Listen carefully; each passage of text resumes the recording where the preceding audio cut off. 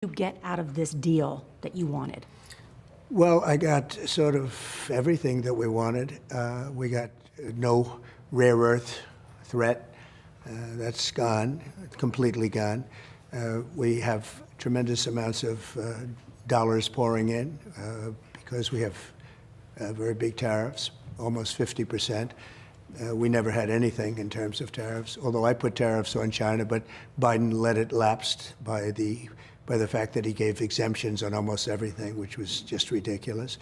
But we have billions and billions of dollars coming in, and we have a very good relationship. I mean, we have a great relationship with a powerful country, and I've always felt if we can make deals that are good, it's better to get along with China than not. If you can't make the right kind of a deal, then not.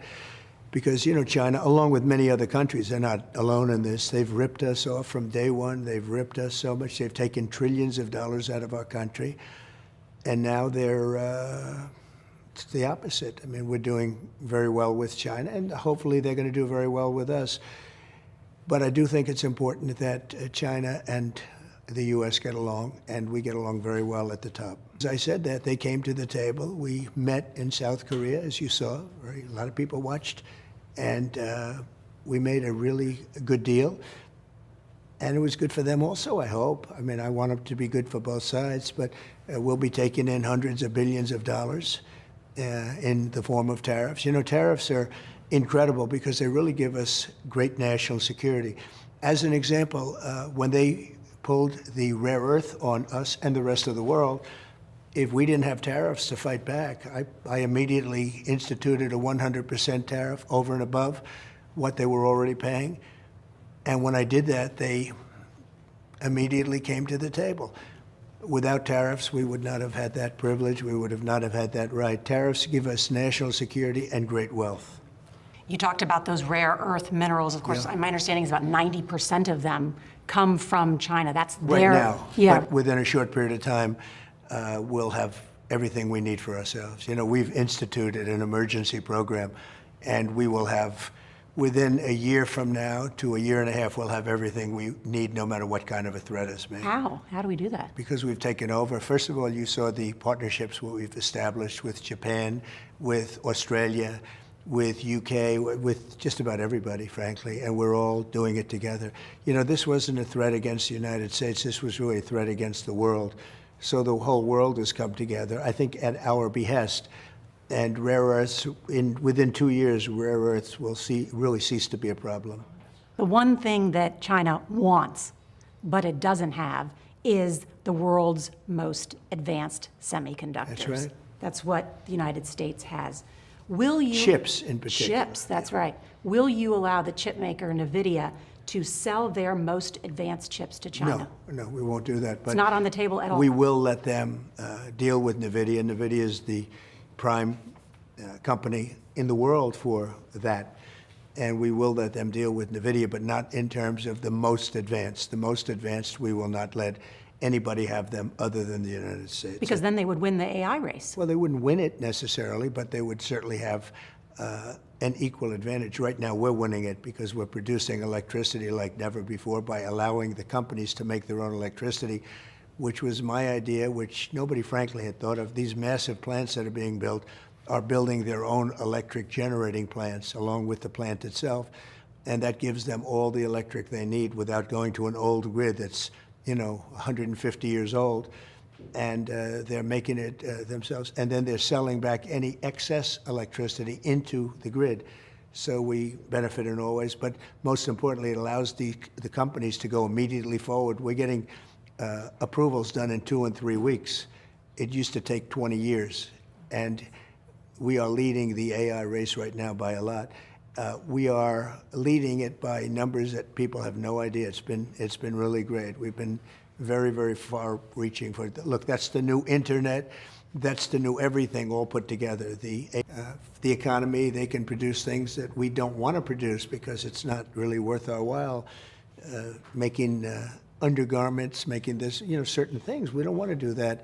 And we can buy them inexpensively from other places in the world while we can lead the world in AI and chips and lots of other things. Within 2 years from now, we'll have 40 or 50% of the chip market. What's happening? You know, the biggest companies are leaving Taiwan. They're coming into the United States because of tariffs. If we didn't have tariffs, they wouldn't be doing it. In Because how many years you think we'll be I think in producing? 2 years, we'll start opening up plants and we'll have a very substantial portion of the chip market. Right now, we have almost none. We should have had 100%. If we had presidents that knew anything about business or knew what they were doing, because frankly, they didn't, we lost 50% of our automobile business. It's all coming back. We lost 100% of the chip. You know, it used to be all Intel and other companies. And what happened is other countries came in and they stole our chip business, and we didn't charge tariffs. If we would have charged, let's say, a 100% tariff, none of those companies would have left, but they all left. Now they're all coming back, Nora, because the only way they avoid the tariffs is to build in our country. If they build in our country, make their plant and make their product in our country, then it's a very simple thing. They don't have any tariff to pay. And that's what they want to do. And so instead of charging somebody a 100% tariff and you can make your product outside, they come in and they make, and this is why we have $17 trillion being invested in the United States right now. But just to show you how big that is, it's the biggest in history by many times. No other country's seen anything like it. The Biden administration in 4 years did less than $1 trillion. We have 17 trillion, more than $17 trillion right now, and I'm in my 9th month. By the time we finish up, I think we're going to have over $20 trillion invested in the United States or to be invested in the United States. How will that trickle down to the average worker? Because of jobs, because they're building plants. We're bringing back the auto industry into our country. We lost 58% of the automobile manufacturing business to other countries. You know, we used to be the king of automobile and automobile manufacturing, and now we're not really the king anymore, as you know. Within a year and a half, 2 years, we're going to be the king again. We're going to, as an example, I was also in Japan, as you know, in South Korea. We had the biggest Japanese companies are investing billions of dollars of building auto plants in the United States. If I weren't elected, we would be losing all of these jobs. We would be losing far more of the auto industry. We would be nowhere in chips. Our country would have been bankrupt, and we would have had a bigger welfare roll. They would have expanded welfare and forgotten about everything else. Now we're building a country that's going to be so strong. I don't know if you saw the last numbers in terms of employment. They're all non-government jobs, not just government. Government jobs are easy. I could immediately do anything I want with government jobs. I'd just say, we're going to add on 1 million government jobs, and you're going to say, oh, what wonderful numbers. They don't mean anything. We are building jobs at a level that nobody's ever seen before. But when all of these plants that are currently under construction and to be under construction, when they open, we're going to have an economy like our country has never seen before, the strongest economy in the world. We're doing very well. By the way, you know, you're a wonderful reporter, you're very talented, but I'm not going to tell you what I'm going to do with Venezuela, if I was going to do it or if I wasn't going to do it. Why do we need an aircraft carrier and strike group out? It's got to be somewhere. Okay. It's a big one. It leads to the suggestion that the United States military is planning a larger operation involving Venezuela. Well, we're not going to allow countries from, well, you know, it's countries from all over the world coming in. You know, they come in from the Congo, where we just settled that war. But they come in from the Congo. They come in from all over the world. They're coming, not just from South America. But Venezuela in particular has been bad. They have gangs, Tren de Aragua. Do you ever hear of it? Of course. Most vicious gang anywhere in the world. They cut people's hands off if they call up the cops. You know, they call up the police. And they said, did you call the police? Yes, I did. You took my apartment. You live in my building. You took my apartment. They cut his hand off. Don't ever call the police again. These are animals. Wait a minute. And they came in from Venezuela. Worst gang, probably the worst gang, most vicious gang in the world. And you know what I did in Washington, D.C.? We had a lot of them. We took care of business. They're gone. Washington, D.C. right now is a very safe place, as it should be.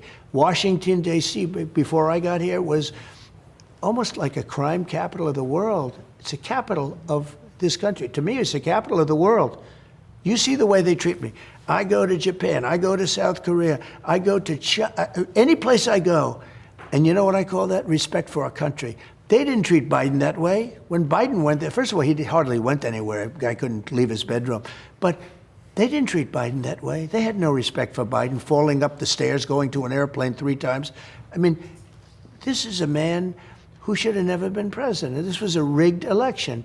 And Can I we have ask- to get back, we have to get to the bottom of that also, because we don't want that to ever happen again. You see what's going on.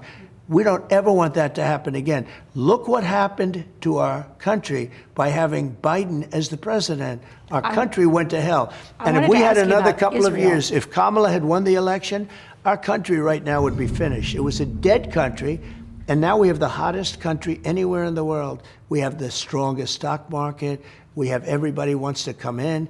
A year ago, we were a dead country. Right now, we have the hottest country anywhere in the world. Think of that. And I did that in 9 months. And it's only going to get better. And we stopped. Iran wants to make a deal. They don't say that, and they probably shouldn't say. No good deal maker would. But Iran very much wants to make a deal. The key to Middle East peace, I made Middle East peace. For 3,000 years, they couldn't do it. I did it. And I did it with some very good partners in Israel. But the key to the Middle East peace was knocking the hell out of their potential nuclear. When we, with those beautiful B-2 bombers, we just ordered 20 brand new ones, the newest and the greatest. But with those beautiful B-2 bombers, when they went in there and they blew the hell out of that, potential nuclear weapon site, there were 2 of them actually, and every single missile hit every single air shaft. They had to go down an air shaft. Every single one of them hit their target. I remember fake news CNN said, well, maybe it wasn't as powerful or as good as we thought. No, it was turned out it was actually better. The Atomic Energy Agency said the hit was even stronger than anyone ever thought possible. And those pilots did a great job, what they were able to do, and those machines. But it wasn't only them. They were surrounded by F-22s and F-16s. They were surrounded by F-35s. We had 52 tanker planes loading them up with jet fuel because it was a long flight. They flew for 37 hours. Of course, I flew for 42 hours over the last few days, so I know how they feel. But Except there's a bathroom but on they Air were Force sitting One. in one seat. I was able to walk around a little bit. But yeah, they said 42 hours. I've been in the air for 42 hours over a few days, and that was fine because we took in trillions of dollars into our country. And we also, what's interesting? Japan took tremendous advantage of us over the years. They sold cars to us. We couldn't sell cars to them. They made a fortune. We didn't make anything. We lost money. But it's the exact opposite now. But you know what? They like us more now than they used to because they respect us now. They didn't used to respect us. And they have great respect for us. All of them. Every country I saw, including China. China now has great respect for us. They didn't have respect for us when they had Biden and when they had Obama. Obama was a terrible president. Nobody wants to talk about it because they want to be politically correct. I don't care. He was a terrible president. Our country it really started a very bad downward spiral. Then I stopped it. Then we had a rigged election. And then what Biden did to our country should never, ever be forgotten. We're still on foreign policy, so I just No, have I'm another question. on to ask all you. policy. I'm I not know you talking are. about foreign. No. I'm talking about everything. Well, I just wanted I disagree with him on this point. He said today he wasn't going to do it. Well, that's too bad. I think we're much better off. Because here's the problem. The Democrats will do it in the first week in office. The Democrats, and I told that to John, and I get along with them great. We've had a great relationship. And I also know there are other Republicans that feel the other way. And I understand that too, but they're wrong. The Democrats will do it. If they get into power, and someday I guess they will, who knows? It's hard to believe when they have men and women sports, open borders, open everything, a transgender for everyone. The Democrats will do it in their first day in office. And the only reason they didn't do it is because of Sinema and because of a man named Joe Manchin from West Senator Virginia, a good Kyrsten man. Sinema. And they disagreed with it. Now, wait, had they approved it, I think just one of them, had they been able to get those votes, you would have had the nuclear option used. You would have had the filibuster ended, and the Democrats would have used it. So I say to the Republicans that want to be, all like, oh, well, we're above all that, the Democrats will do it. See, the Republicans have much better policy. We have smart policy. We have great policy. That's how we win. The Democrats are vicious. They're vicious. They have horrible policy, but they are the most vicious human beings on earth. They are people that weaponize government. They do a lot of bad things. But I ask you the about- good thing is, from our standpoint, from the standpoint of winning, is they have the worst policy of, it's hard to believe. Think of it. open borders, men playing in women's sports, transgender for everybody. I mean, I could go point.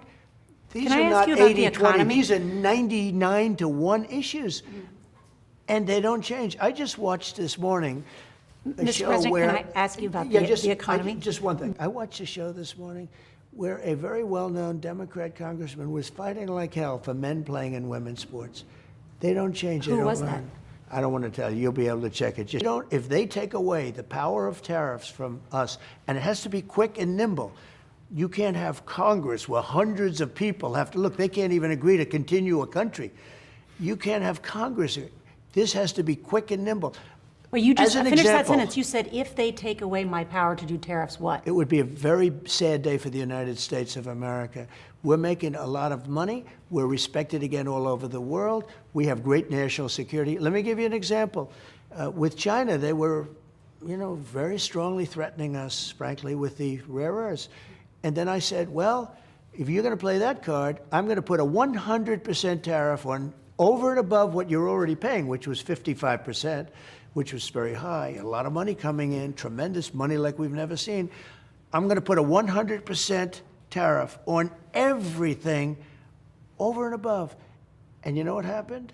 We got a phone call 20 minutes later. We'd like to talk. If they take away the right to tariff, if we're forced to use Congress to approve, they can't approve anything. They would be sitting around for years debating whether or not we should use tariffs. You want that power. You want that executive power. You need it to protect our country. This is a national security. Tariffs are national security. If you take away the right to tariff, and remember this, tariffs have been used against us. And can you just answer that question that tariffs have led to inflation? They have led to an increase in They cost of haven't led to living for inflation. most We have Americans. no inflation. We have no inflation.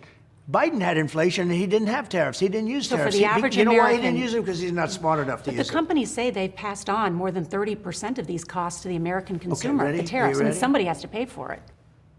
Yeah, you have to pay, but we don't have any inflation.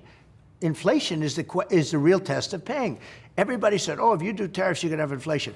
So Biden had the highest inflation in the history of our country by far, okay? No tariffs. I have very modest tariffs compared. Let me tell you, these tariffs ultimately are so good that at some point, when they're used properly, and I use them more properly than anybody's ever even dreamt possible, think of it. We've become rich. We're taking in trillions of dollars, and I have no inflation, and I have total national security. When I put the 100% tariff on China over and above what they were already paying, which was about 55%, so 155, they came to the table immediately, and they made a deal with us that was a very fair deal. That's called national security. And then I didn't make them pay the 100%. That would have been instituted. That would have come to fore on November 1st. I know our time with you is Nora, limited. listen to me. I hear you. If I didn't have the power of tariff, we would be like a subject nation. We'd be subject to everyone else. Everybody uses tariffs on us. If I wasn't allowed to use tariffs on them, we would be a third rate. But even during my term, on a perfect phone call, I got impeached. This call was perfect. Tim Scott from South Carolina, highly respected, a legitimate person, totally legit. He read thank goodness we had a transcript of the call. The call I got indicted on, a call on Ukraine of all places with the president of Ukraine. It was a perfect phone call. Tim Scott said, I just read the transcript. The president didn't do anything wrong. It was perfect. And that was the end of the indictment pretty much. But I had to go through a whole process. You know, the Democrats knew that I wasn't guilty because they didn't know the call was, I didn't know either. The call was essentially taped. So we knew exactly what the call. When they found out that the call was taped, Nancy Pelosi went crazy. They said, you made me go into this mess. She screamed at all these people that made her do it, bad people like Schiff, et cetera, et cetera. So what happened is she went nuts. And just to conclude, and they said, let's do it anyway. They did it anyway, and I won very easily, as you know. But you can't then accuse me of weaponizing government. They were horrible human beings. They went after the President of the United States. They went after my children. They went into my wife's drawers. I know. They went into my wife's closets. They held the dresses up. She came back. She said, "Oh, what happened? What happened?" Because she's a very meticulous person. Everything's nice and I neat. heard you All talk. of a sudden, everything's like. They went into my office. They took things that I was allowed to have filed under the Presidential Records Act that I was allowed to have. I had records. I was allowed to have them. Only the president's allowed, but I was, and there was nothing very significant anyway. There was like nothing. Wait, just 1 second. They opened these. I'm a very meticulous person too.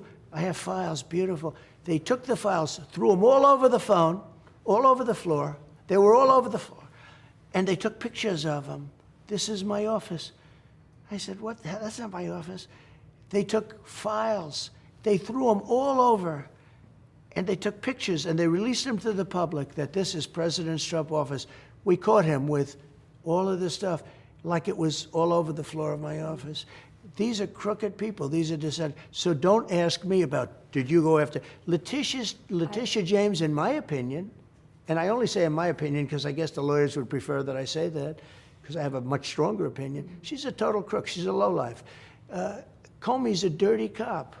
Bolton actually helped me a lot because he was crazy. He's the one, him and Cheney, a couple of people, got Bush to go out and blow the hell out of the Middle East and then then leave. And actually Bolton helped me because every time somebody saw Bolton standing behind me, foreign countries, they conceded. You know why they conceded? Because they said, Bolton's a nut job. Trump is going to take us to war. But I don't listen to people that are stupid. Go ahead. This is a question about pardons. The Trump family is now perhaps more associated with cryptocurrency than real estate. You and your sons, Don Jr. and Eric, have formed World Liberty Financial with the Witkoff family, Right. helping to make your family millions of dollars. It's in that context that I do want to ask you about crypto's richest man, a billionaire known as CZ. And they're good. My one son is a #1 bestseller now. My wife just had a #1 bestseller. I'm proud of them for doing that. I'm focused on this. I know nothing about the guy other than I hear he was a victim of weaponization by government. When you say the government, you're talking about the Biden government. It's a corrupt government. Biden was the most corrupt president, and he was the worst president we've ever had. I only care about one thing. Will we be #1 in crypto? Crypto has turned out, and in that sense, I've been right. Crypto's turned out to be a massive industry, if you want to call it that. And I'm very proud to say that we are far and away ahead of China and everybody else. Now, China's getting into it very big right now. If you want to go after people, you're going to kill that industry, and it'll be very bad. Tremendous number of jobs. I campaigned positively on crypto, very openly. I campaigned. Biden campaigned against it. When Biden found out that I was getting like 100% of the crypto vote, which was a lot, he switched totally, and he went in favor of crypto. They went totally in favor. They had many people under indictment. They let them all go. They let them all go. You know that. Many people were under indictment. Biden was a corrupt president. Biden went all in on crypto at the very end because he thought he could get some votes. It didn't work. They voted for me. I want to make crypto great for America. That's the only thing. I don't want to have somebody else have crypto and have China be #1 in the world in crypto. Because in crypto, it's a kind of an industry where basically you're going to have #1 and you're not going to have a #2. And right now we're #1 by a long shot. I want to keep it that way. The same way we're #1 with AI, we're #1 with crypto. And I want to keep it that way. I know my time is limited with you, so I want to be respectful of you, Mr. President. The issue of political violence I want to get to, because you were nearly assassinated Yeah. in Butler, Pennsylvania. Charlie Kirk Yep. was assassinated. Pennsylvania Governor Josh Shapiro's house was firebombed. Minnesota lawmaker murdered. What's your message to those on the left and the right who would seek to commit acts of violence? Well, I think primarily on the left, a little bit of both, but I think primarily on the left. I think they have to tone it down. I think they have to approve the shutdown so it's not shut down. I think it's very bad what they're doing. They're hurting people. If you think about it, if people aren't going to get paid, they're going to be, a lot of angry people out there. They want to get their food. They want to get the money so they can live. In some cases, whatever they want to get, they want to get. I think by the Democrats not giving us the votes, I think it's I think it endangers both parties. I think it's very bad. There's never been a case like this. This is, this is fairly standard stuff. You do, extensions are almost automatic. In fact, they were virtually automatic. This is the only time they don't want to do the extension because they're losing so badly that they said, maybe we have some leverage. One of the senators said that. Maybe this is the first time we have some leverage. I wonder if but we're they at a- really don't have leverage because wonder if we're at the a breaking Republicans point. can't be extorted in order to ruin our country. Do you feel like we're at a breaking point, given everything that No. you just said? No, it's been much worse. Because you I mean, the over history, it's been much worse. Sure, the political violence that, we just outlined, the number that's- of members of that's a people in different question. public Yeah, I think- that have been targeted. And then Yeah. I just read that there's now a number of your cabinet secretaries and aides who are now living on military bases. Yeah. Usually when people talk, they're not the problem. It's the ones that don't talk in terms of that. But I think it's a lot of the rhetoric. Look, they call me a Nazi all the time. I'm not a Nazi. I'm the opposite. I'm somebody that's saving our country. But they call me Nazi. They have talking points, They have just talking points. And the press is largely responsible for it. The fake news, what they've done, I think one of the greatest terms I've ever come up with is fake news. What they've done to our country is very bad. They have to change around. Now, nobody believes the fake news. Nobody believes them. I mean, they've gone, you talk about popularity, you talk about approval. Their approval numbers have gone from like in the 90s to in the teens now. We need borders. We need fair votes. And you really need a fair press. And you do. You have some great journalists, some great reporters, but you have some terrible, terrible, dishonest journalists. And I see it all the time because I'll give them a story and they'll have it. Even my trip with China, it was so successful. But of all, the Wall Street Journal, they said Trump lowers tariffs. That was the headline. Trump lowers tariffs. That wasn't what happened.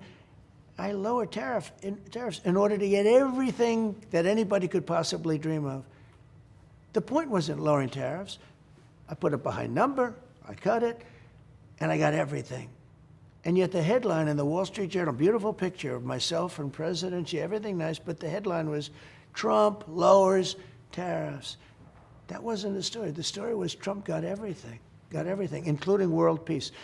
We're respected as a country. We're not threatened right now, and we're not going to be threatened. As long as we have a strong, smart president, we're never going to be threatened by anybody. We have a great bench. So I don't want to start talking about elections. It's too early. One thing I can tell you, the 2020 election was rigged. And a lot of people say, when it's rigged, you're allowed to do it again. It was rigged, and it's been caught, and you see the same information that everybody else does, and it's coming out now in spades. But with all of that, we have a great bench. We have unbelievable people. You could go up and down my cabinet. We have great people. They don't. They have a guy that's ruined the state of California, ruined it, destroyed it. And I have a lot of property out there, I can tell you. They've ruined the state of California. He has been terrible. Other than he's got a good line of bullshit. That's all it is. He's ruined the state. And he's one of the people running. Jasmine Crockett. She's a low IQ person. They say she might run for president. Jasmine Crockett. This is a very low IQ person. AOC, I watched her speak the other day. Almost the first time she was screaming, she was like a crazy person. She's got, not a good speaker, doesn't have, I don't think, but you never know what it is. You never know what it is that can spark an election. When Joe ran, the first time I thought he was terrible. He was horrible. I won by a lot. The second time he was running, he was doing very poorly, had a bad debate, and they replaced him in the middle of the election. This could only happen to me. They replaced him with somebody. The press got behind her. Oh, they were so behind her. But eventually she failed because she couldn't speak. She wasn't a very intelligent person, in my opinion, but she couldn't speak properly. She could not speak. And actually, 60 Minutes paid me a lot of money. And you don't have to put this on because I don't want to embarrass you, and I'm sure you're not. I think you have a great new leader, frankly, because the young woman that's leading your whole enterprise is a great, from what I know, I don't know her, but I hear she's a great person. But 60 Minutes was forced to pay me a lot of money because they took her answer out that was so bad, it was election changing 2 nights before the election, and they put a new answer in. And they paid me a lot of money for that. You can't have fake news. You've got to have legit news. And I think that it's happening. I see Mr. President? I see good things happening in the news. I really do. And I think one of the best things that happen is this show and new ownership, CBS and new ownership. I think it's the greatest thing that's happened in a long time to a free and open and good press. You know, what we've done, I inherited a mess. And I've fixed it, other than it will take a while to get all the criminals, the real criminals, the real bad ones out. But we've gotten a lot of them out. We've gotten a lot of the murderers out. We've gotten a lot of the people from jails out. And we've taken them back to their countries. In some cases, they're so dangerous that we've actually had to put them in our jails because we didn't want them coming back. I want to just keep it going pretty much the same way. I want safety in our cities. Our cities are a mess. And I hate to say it, they're Democrat-run cities. If you take the top 25 cities, they're almost every one of them is run by Democrats. And to people that say they're Cashless bail, I'll struggling give you with an the cost example. of living Yeah, expenses, what cashless could you do bail. about that? Well, let me just say, cashless bail is a disaster, got to be changed. Sanctuary cities really have to be changed. They're sanctuary, you know what they're sanctuary for? Criminals.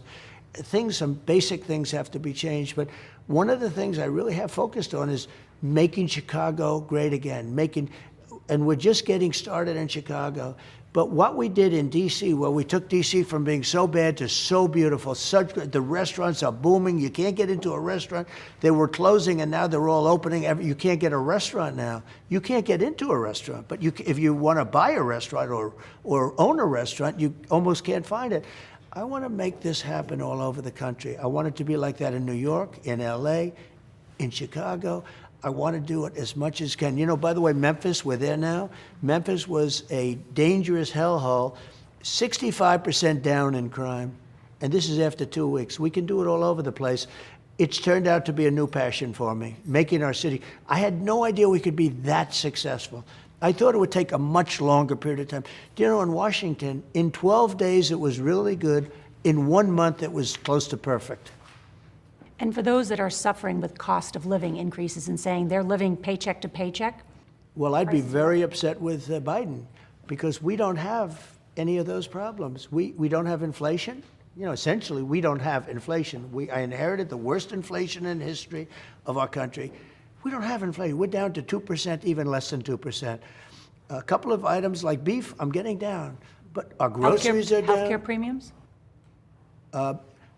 I can fix health care, give them better health care for less money. Obamacare is hurting people. Obamacare was a disaster from day one. I can fix it and make it good.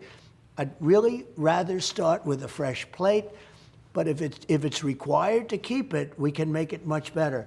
But it's bad health care, and they're going to get big increases, and that has nothing to do with me. That has to do with the fact that it was originally put into play. It's a shame. But we can make it better. Energy is way down. You know, you're going to have $2 gasoline very soon. Nobody could believe it. You were at $4, $5, $6, and even $7. Look at the cost of gasoline in California, what it was. I brought it down. Problem is, when I bring it down here in California, they put more tax. They tax the gasoline to such an extent. No, we're in great shape. This country is in great shape. We're ready to really rock.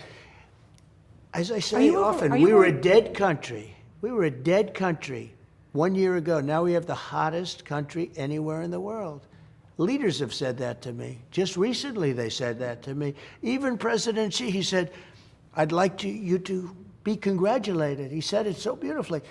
I'd like you to be congratulated on the incredible job you did in bringing back the United States of America. President Xi said that to me.